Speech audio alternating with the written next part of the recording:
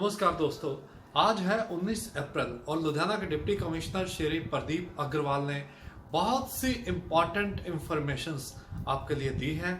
बहुत ध्यान से इस वीडियो को एंड तक सुनिएगा और फिर उनकी दी हुई हदायतों का आप पालन जरूर कीजिएगा। उससे पहले आइए एडवोकेट दीप्ति सलूजा का एक सुझाव सुनते हैं।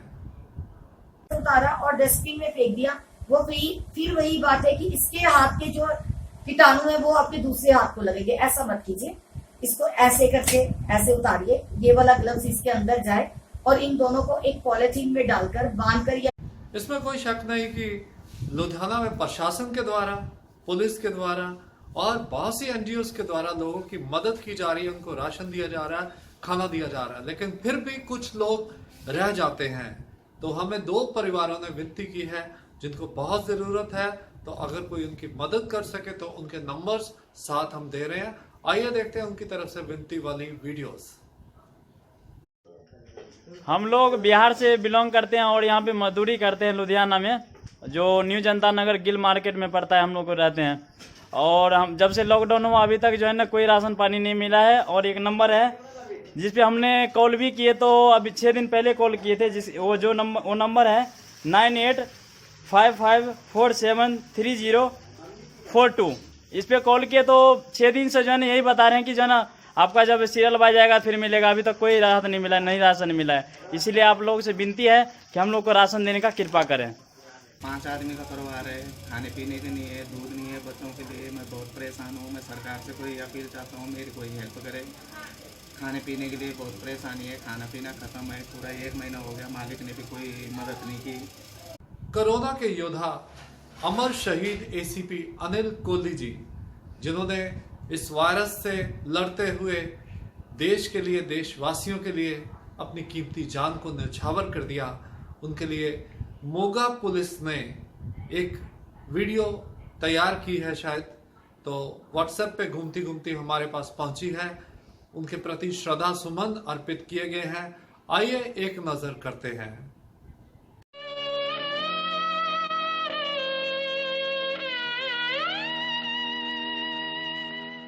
कर चले हम फिदा, जानो तन साथियों, अब तुम्हारे हवाले वतन साथियों।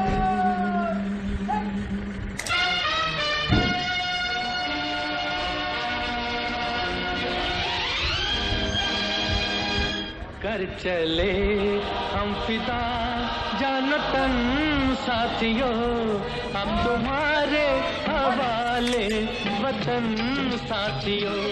कर चले हम फिदा, जानो तन साथियों, अब तुम्हारे हवाले वतन साथियों।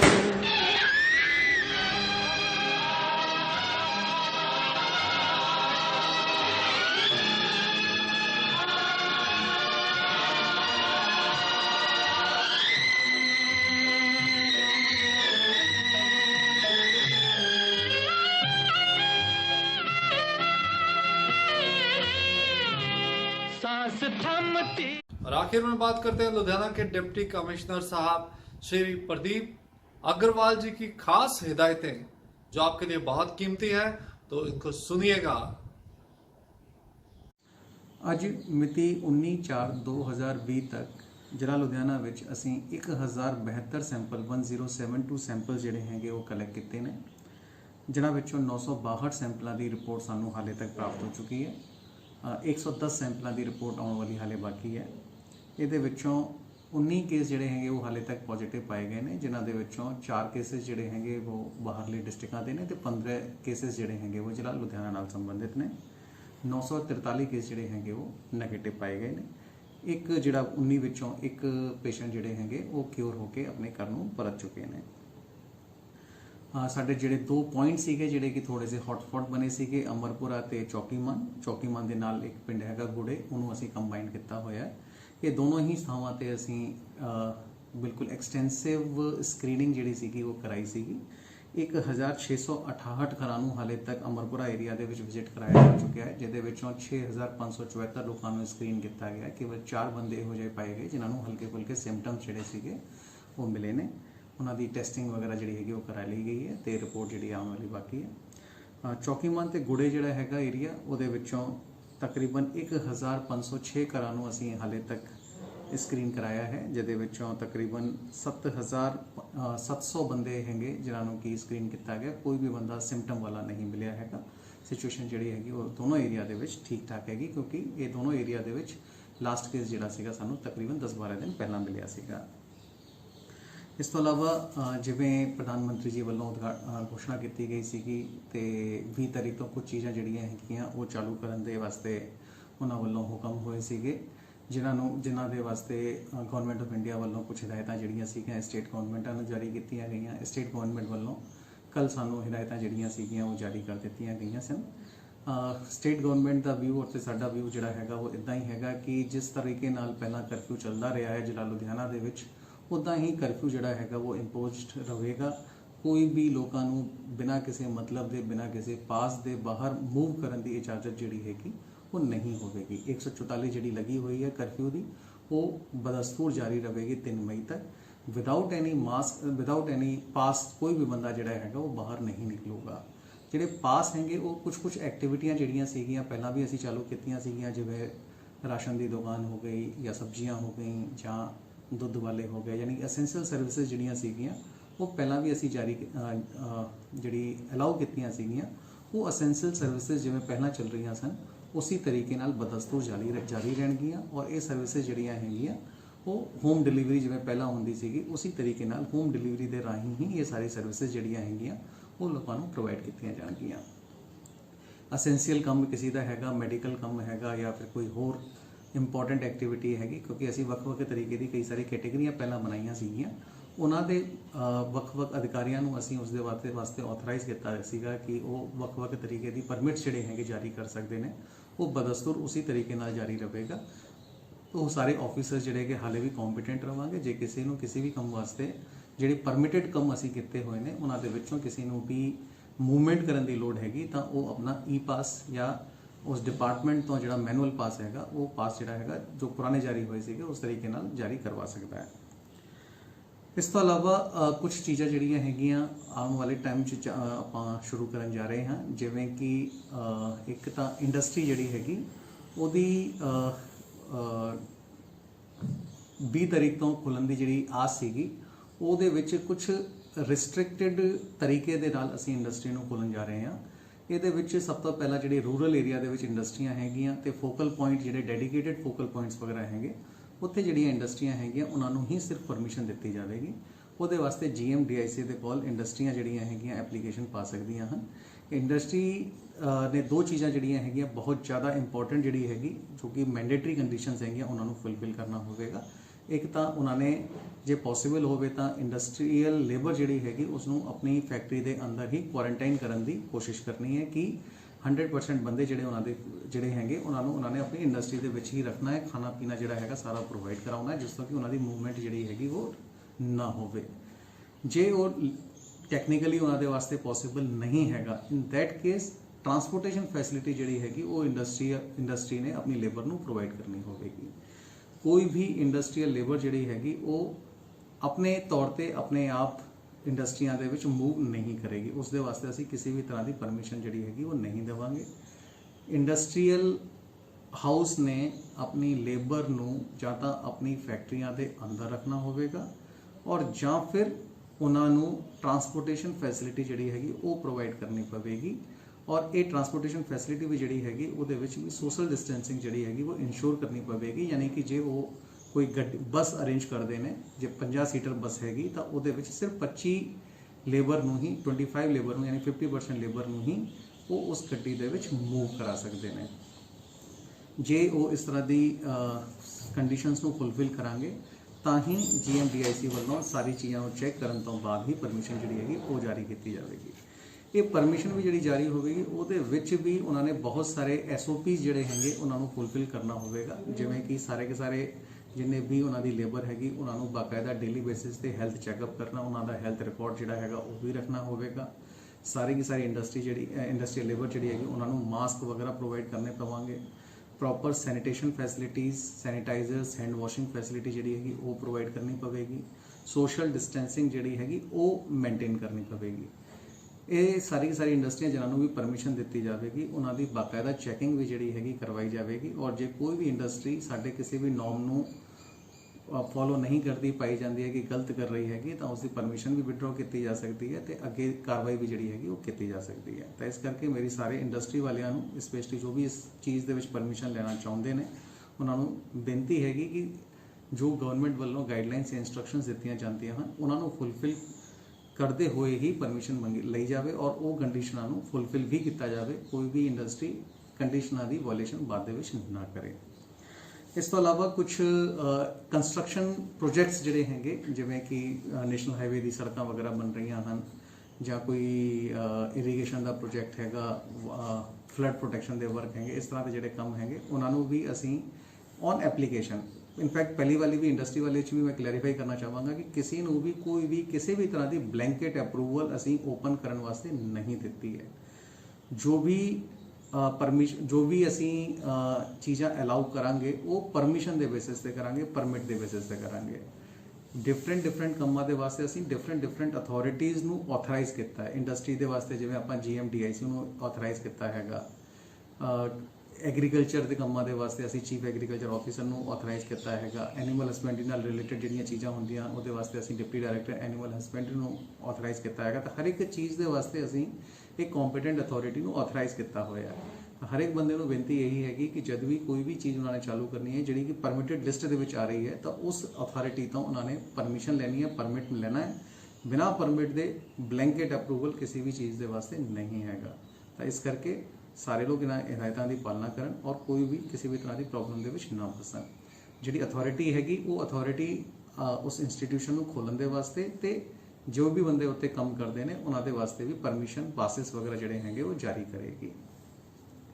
ਲੋਕਾਂ ਨੂੰ ਜਦ ਵੀ ਕੋਈ ਵੀ ਫੈਸਿਲਿਟੀ ਯੂਜ਼ ਕਰਨੀ ਹੈ, ਭਾਵੇਂ ਉਹ ਬੈਂਕਿੰਗ ਫੈਸਿਲਿਟੀ ਹੋਵੇ, ATM ਫੈਸਿਲਿਟੀ ਹੋਵੇ, ਕੋਈ ਵੀ ਕਿਸੇ ਵੀ ਤਰ੍ਹਾਂ ਦੀ ਫੈਸਿਲਿਟੀ ਹੈਗੀ, ਉਹਦੇ ਵਾਸਤੇ E-ਪਾਸ ਸਿਸਟਮ ਜਿਹੜਾ ਹੈਗਾ ਬਹੁਤ ਵਧੀਆ ਚੱਲ ਰਿਹਾ ਹੈਗਾ। ਉਹਦੇ ਵਿੱਚ ਅਪਲਾਈ ਕਰਨ ਔਰ ਅਸੀਂ ਉਹਨਾਂ ਨੂੰ ਜਦ ਪਰਮਿਸ਼ਨ ਦਿੰਦੇ ਹਾਂ ਤਾਂ ਉਸ ਤੋਂ ਬਾਅਦ ਹੀ ਉਹ ਬੰਦੇ ਮੂਵ ਕਰਨ।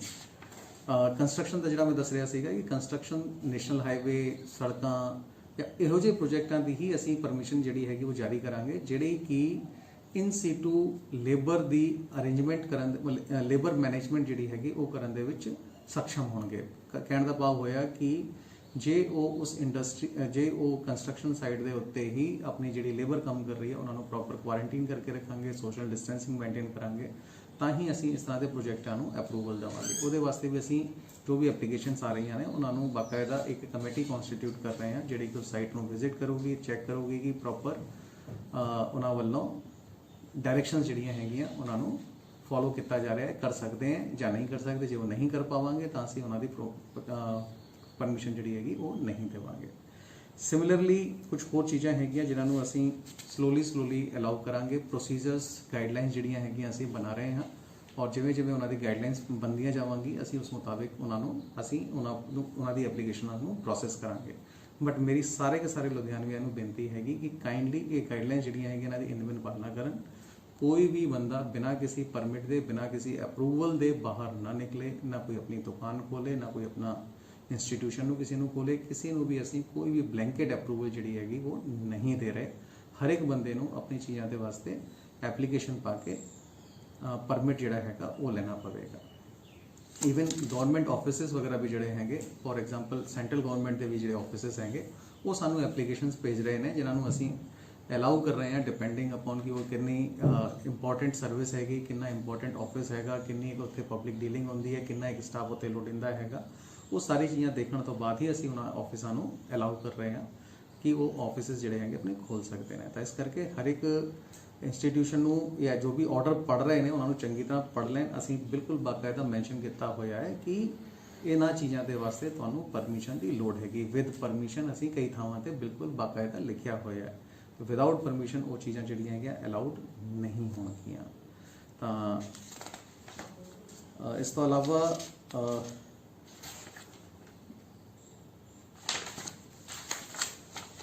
ਜਿਹੜੀਆਂ ਪੁਰਾਣੀਆਂ ਸਰਵਿਸਿਜ਼ ਸੀਗੀਆਂ, ਐਸੈਂਸ਼ੀਅਲ ਸਰਵਿਸਿਜ਼ ਸੀਗੀਆਂ, ਜਿਵੇਂ ਪਹਿਲਾਂ ਚੱਲ ਰਹੀਆਂ ਸੀਗੀਆਂ, ਜਿਹੜੇ ਪਾਸਿਸ ਉਹਨਾਂ ਦੇ ਕੋਲ ਪਹਿਲਾਂ ਬਣੇ ਹੋਏ ਨੇ, ਉਹ 3 ਮਈ ਤੱਕ ਵੈਲਿਡ ਰਵਾਂਗੇ ਔਰ ਉਹਨਾਂ ਦੇ ਮੁਤਾਬਿਕ ਹੀ ਉਹ ਆਪਣੀ ਮੂਵਮੈਂਟ ਵਗੈਰਾ ਕਰ ਸਕਦੇ ਹਨ। Thank you. ਇਹ ਜਿਹੜਾ ਆਰਡਰ ਅਸੀਂ ਜਾਰੀ ਕੀਤਾ ਹੈਗਾ, ਇਸ ਆਰਡਰ ਦੇ ਨਾਲ ਨਾਲ ਹਰ ਇੱਕ ਪ੍ਰੋਸੀਜਰ ਦੀ ਵੱਖਰੀ ਗਾਈਡਲਾਈਨ ਜਿਹੜੀਆਂ ਹੈਗੀਆਂ ਉਹ ਵੀ ਜਾਰੀ ਕੀਤੀਆਂ ਜਾ ਰਹੀਆਂ ਹਨ। ਪ੍ਰੋਸੈਸਸ ਜਿਹੜੇ ਹੈਗੇ ਉਹ ਵੀ ਜਾਰੀ ਕੀਤੇ ਜਾ ਰਹੇ ਹਨ ਔਰ ਜਿਹੜਾ ਵੀ ਕੰਪੀਟੈਂਟ ਅਥਾਰਟੀ ਹੈਗਾ ਉਹਦਾ ਨਾਮ, ਮੋਬਾਈਲ ਨੰਬਰ ਜਾਂ ਈਮੇਲ ਆਈਡੀ ਜਿਸ ਤੇ ਅਪਲਾਈ ਕਰਨਾ ਹੈਗਾ ਜਾਂ ਈ-ਪਾਸ ਵਾਸਤੇ ਜਿਹੜਾ ਆਪਣੀ ਐਪ ਬਣੀ ਹੋਈ ਹੈ ਉਸ ਦੀ ਵੀ ਡਿਟੇਲ ਜਿਹੜੀ ਹੈਗੀ ਉਸ ਦੇ ਵਾਸਤੇ ਵੱਖਰੇ ਤੌਰ ਤੇ ਆਰਡਰ ਜਿਹੜੇ ਹੈਗੇ ਜਾਰੀ ਕੀਤੇ ਜਾ ਰਹੇ ਹਨ। ਸਾਰਿਆਂ ਨੂੰ ਬੇਨਤੀ ਹੈਗੀ ਕਿ ਕੋਈ ਵੀ ਕਿਸੇ ਵੀ ਤਰ੍ਹਾਂ ਦਾ ਫਿਜ਼ੀਕਲੀ ਸਾਡੇ ਦਫ਼ਤਰਾਂ ਦੇ ਵਿੱਚ ਆਉਣ ਦੀ ਲੋੜ ਨਹੀਂ ਹੈ। ਅਸੀਂ ਸਾਰਿਆਂ ਨੂੰ ਆਨਲਾਈਨ ਹੀ ਡੀਲ ਕਰਾਂਗੇ, ਕਿਉਂਕਿ ਜਿਵੇਂ ਇਸ ਮੇਨ ਕਰਫਿਊ ਦਾ ਜਾਂ ਸਾਰੀ ਕੀ ਸਾਰੀ ਐਕਸਰਸਾਈਜ਼ ਜਿਹੜੀ ਕੀਤੀ ਜਾ ਰਹੀ ਹੈ ਉਹਦਾ ਮੇਨ ਪਰਪਸ ਹੀ ਇਹੀ ਹੈਗਾ ਕਿ ਅਸੀਂ ਹਿਊਮਨ ਕੰਟੈਕਟ ਜਿਹੜਾ ਹੈਗਾ ਉਹਨੂੰ ਘੱਟ ਤੋਂ ਘੱਟ ਕਰੀਏ, ਹਿਊਮਨ ਮੂਵਮੈਂਟ ਨੂੰ ਜਿਹੜਾ ਹੈਗਾ ਉਹ ਘੱਟ ਤੋਂ ਘੱਟ ਕਰੀਏ। ਤਾਂ ਇਸ ਕਰਕੇ ਸਾਰੀ ਚੀਜ਼ਾਂ ਜਿਹੜੀਆਂ ਹੈਗੀਆਂ ਉਹ ਆਨਲਾਈਨ ਹੀ ਡੀਲ ਕੀਤੀਆਂ ਜਾਣਗੀਆਂ ਤੇ ਸਾਰੇ ਬੰਦਿਆਂ ਨੂੰ ਬੇਨਤੀ ਹੈ ਕਿ ਆਪਣੀ ਐਪਲੀਕੇਸ਼ਨਾਂ ਜਿਹੜੀਆਂ ਹੈਗੀਆਂ ਕੰਪੀਟੈਂਟ ਆਫਿਸਰਾਂ ਦੇ ਕੋਲ ਆਨਲਾਈਨ ਤਰੀਕੇ ਨਾਲ ਹੀ ਭੇਜੀਆਂ ਜਾਣ, ਕਿਉਂਕਿ ਅਸੀਂ ਸਾਰਿਆਂ ਦੇ ਵਾਸਤੇ ਬਾਕਾਇਦਾ ਈਮੇਲ ਆਈਡੀ ਜਿਹੜੇ ਹੈਗੇ ਉਹ ਪਹਿਲਾਂ ਵੀ ਸਰਕੂਲੇਟ ਕੀਤੇ ਸੀਗੇ ਤੇ ਅੱਗੇ ਜਿਹੜੀ ਗਾਈਡਲਾਈਨਸ ਅੱਜ ਜਾਰੀ ਕੀਤੀਆਂ ਹਨ ਉਸ ਦੇ ਬਾਬਤ ਵੀ ਪ੍ਰੋਪਰ ਈਮੇਲ ਆਈਡੀਜ਼ ਤੇ ਕੰਪੀਟੈਂਟ ਅਥਾਰਟੀਜ਼ ਦੀ ਲਿਸਟ ਵੀ ਜਿਹੜੀ ਹੈਗੀ ਅਸੀਂ ਵੱਖਰੇ ਤੌਰ ਤੇ ਜਾਰੀ ਕਰਨ ਲੱਗੇ ਹਾਂ। ਇਸ ਤੋਂ ਇਲਾਵਾ ਮੈਂ ਸਾਰੇ ਕੇ ਸਾਰੇ ਲੁਧਿਆਣਵੀਆਂ ਨੂੰ ਇਹ ਵੀ ਬੇਨਤੀ ਕਰਨਾ ਚਾਹਾਂਗਾ ਕਿ ਘੱਟ ਤੋਂ ਘੱਟ ਆਪਾਂ ਬਾਹਰ ਨਿਕਲੀਏ। ਇਹ ਜਿਹੜੀ ਬਿਮਾਰੀ ਹੈਗੀ, ਜਿਵੇਂ ਆਪਾਂ ਸਾਰੇ ਜਾਣਦੇ ਨੇ ਕਿ ਹਿਊਮਨ ਟੱਚ ਦੇ ਨਾਲ, ਕਰਾਊਡਡ ਪਲੇਸਿਸ ਤੇ ਜਾਣ ਦੇ ਨਾਲ ਜਾਂ ਇਹੋ ਜਿਹੇ ਕੰਮਾਂ ਦੇ ਨਾਲ ਜਿਹਦੇ ਵਿੱਚ ਬਹੁਤ ਜ਼ਿਆਦਾ ਲੋਕ ਆਪਸ ਵਿੱਚ ਇੰਟਰੈਕਟ ਕਰਦੇ ਨੇ, ਮਿਲਦੇ ਹੈ, ਉਹਦੇ ਨਾਲ ਜ਼ਿਆਦਾ ਫੈਲਦੀ ਹੈ। ਕਿਉਂਕਿ ਆਪਾਂ ਵੀ ਦੇਖੀਏ ਕਿ ਸਾਡੇ ਲੁਧਿਆਣੇ ਦੇ ਜਿਹੜੇ 15-16 ਕੇਸਿਸ ਹੋਏ ਨੇ ਉਹਦੇ ਵਿੱਚੋਂ ਵੀ ਕੁਝ ਕੇਸਿਸ ਜਿਹੜੇ ਹੈਗੇ ਇੱਕ ਸਬਜ਼ੀ ਮੰਡੀ ਦੇ ਕਰਕੇ ਹੀ ਹੋਏ ਹੈ। ਜ਼ਿਆਦਾਤਰ ਬੰਦੇ ਜਿਹੜੇ ਸੀਗੇ ਸਾਡੇ ਉੱਤੇ ਹੀ ਇਕੱਠੇ ਹੋਏ ਸੀਗੇ, ਉਸ ਦੇ ਨਾਲ ਸੰਬੰਧਿਤ ਜਿਹੜਾ ਕੇਸ ਸੀਗਾ ਉਹਨੂੰ ਪ੍ਰੋਸੈਸ ਕਰਨ ਦੇ ਵਾਲੇ ਟਾਈਮ ਦੇ ਵਿੱਚ ਹੋਏ ਸੀਗੇ। ਤਾਂ ਆਪਾਂ ਕੋਸ਼ਿਸ਼ ਕਰਨੀ ਹੈ ਕਿ ਕਿਤੇ ਵੀ ਬਾਹਰ ਨਹੀਂ ਨਿਕਲਣਾ, ਆਪਣੇ ਘਰਾਂ ਦੇ ਅੰਦਰ ਰਹਿਣਾ, ਪਰਿਵਾਰ ਦੇ ਨਾਲ ਰਹਿਣਾ ਹੈ, ਆਪਣੇ ਆਪ ਨੂੰ ਸੁਰੱਖਿਅਤ ਰੱਖਣਾ ਹੈਗਾ। ਇਨਫੈਕਟ ਜਿਵੇਂ ਮੈਂ ਕੱਲ ਵੀ ਦੱਸਿਆ ਸੀਗਾ ਕਿ ਮੈਂ ਆਪਣੇ ਆਪ ਨੂੰ, ਚੂँकि ਆਪਣੇ ਜਿਹੜੇ ਆਫਿਸਿਸ ਸੀਗੇ ਉਹਨਾਂ ਵਿੱਚੋਂ ਇੱਕ ਆਫਿਸਰ ਦੇ ਪੋਜ਼ਿਟਿਵ ਆਉਣ ਕਰਕੇ ਮੈਂ ਆਪਣੇ ਆਪ ਨੂੰ ਵੀ ਕੁਆਰੰਟਾਈਨ ਕਰਕੇ ਰੱਖਿਆ ਹੋਇਆ ਹੈ ਔਰ ਮੈਂ ਆਪਣੀ ਸਾਰੀ ਦੀ ਸਾਰੀ ਵਰਕਿੰਗ ਜਿਹੜੀ ਹੈਗੀ ਆਪਣੇ ਕੈਂਪ ਆਫਿਸ ਦਾ ਕਰ ਰਿਹਾ। ਸਾਰੇ ਆਫਿਸਿਸ ਦੇ ਨਾਲ ਅਸੀਂ ਲਗਾਤਾਰ ਜਿਹੜੇ ਆਨਲਾਈਨ ਪਲੇਟਫਾਰਮ ਬਣੇ ਹੋਏ ਨੇ ਉਹਨਾਂ ਆਨਲਾਈਨ ਪਲੇਟਫਾਰਮਾਂ ਦੇ ਰਾਹੀਂ ਅਸੀਂ ਉਹਨਾਂ ਦੇ ਨਾਲ ਇੰਟਰੈਕਟ ਕਰ ਰਹੇ ਹਾਂ। ਸਾਰਾ ਦਾ ਸਾਰਾ ਆਫੀਸ਼ੀਅਲ ਵਰਕ ਜਿਹੜਾ ਹੈਗਾ ਸਾਡਾ ਚੱਲਦਾ ਪਿਆ ਹੈਗਾ, ਲੇਕਿਨ ਇਹ ਸਿਸਟਮ ਜਿਹੜੇ ਹੈਗੇ ਕਿ ਆਪਣੇ ਆਪ ਨੂੰ ਕੁਆਰੰਟਾਈਨ ਕਰਕੇ ਰੱਖਣਾ, ਹੈਲਥ ਪ੍ਰੋਟੋਕੋਲਸ ਨੂੰ ਫੋਲੋ ਕਰਨਾ, ਇਹ ਚੀਜ਼ਾਂ ਜਿਹੜੀਆਂ ਹੈਗੀਆਂ ਬਹੁਤ ਜ਼ਿਆਦਾ ਲਾਜ਼ਮੀ ਹੈਗੀ, ਬਹੁਤ ਜ਼ਿਆਦਾ ਇੰਪੋਰਟੈਂਟ ਹੈਗੀਆਂ ਕਿ ਲੋਕ ਇਹਨਾਂ ਨੂੰ ਫੋਲੋ ਕਰਨ ਔਰ ਆਪਣੇ ਆਪ ਨੂੰ ਬਚਾ ਕੇ ਰੱਖਣ। ਸਾਰੇ ਲੁਧਿਆਣਵੀਆਂ ਨੂੰ ਮੈਂ ਬੇਨਤੀ ਫਿਰ ਇੱਕ ਵਾਰ ਕਰਨਾ ਚਾਹਾਂਗਾ ਕਿ ਕਾਈਂਡਲੀ ਆਪਣੇ ਘਰਾਂ ਦੇ ਅੰਦਰ ਰਹਿਣ। ਕੇਵਲ ਔਰ ਕੇਵਲ ਅਰਜੈਂਟ ਜਿਹੜੀ ਚੀਜ਼ਾਂ ਹੈਗੀਆਂ, ਅਸੈਂਸ਼ੀਅਲ ਜਿਹੜੀਆਂ ਚੀਜ਼ਾਂ ਹੈਗੀਆਂ, ਅਸੈਂਸ਼ੀਅਲ ਸਰਵਿਸਿਜ਼ ਹੈਗੀਆਂ, ਅਸੈਂਸ਼ੀਅਲ ਕੰਮ ਹੈਗੇ ਉਹਦੇ ਵਾਸਤੇ ਈ ਕਰਫਿਊ ਪਾਸਿਸ ਆਪਣੇ ਬਣਵਾ ਕੇ ਹੀ ਬਾਹਰ ਨਿਕਲਣ ਔਰ ਫਿਰ ਆਪਣੀ ਸਰਵਿਸਿਜ਼ ਲੈਣ ਤੋਂ ਬਾਅਦ ਕਾइंडली फिर अंदर चले जाएं। काइंडली सारे के सारे लोग इन्हों फॉलो करो और अपने आप को सुरक्षित रखो। धन्यवाद। तो दोस्तों उम्मीद है कि आज का बुलेटिन आपको खास तौर पर पसंद आया होगा। इसको दोस्तों के साथ जरूर शेयर कीजिएगा ताकि सारी इंफॉर्मेशंस उनको मिल जाए। और हाँ, हमारे वॉइस ऑफ एशियंस के यूट्यूब चैनल और फेसबुक पेज को सब्सक्राइब और लाइक करना मत भूलिएगा। अपने अपने घरों में रहिए, सेफ रहिए। बाहर की खबरें हम आपको सारी बताते रहेंगे। कल फिर मिलेंगे। नमस्कार।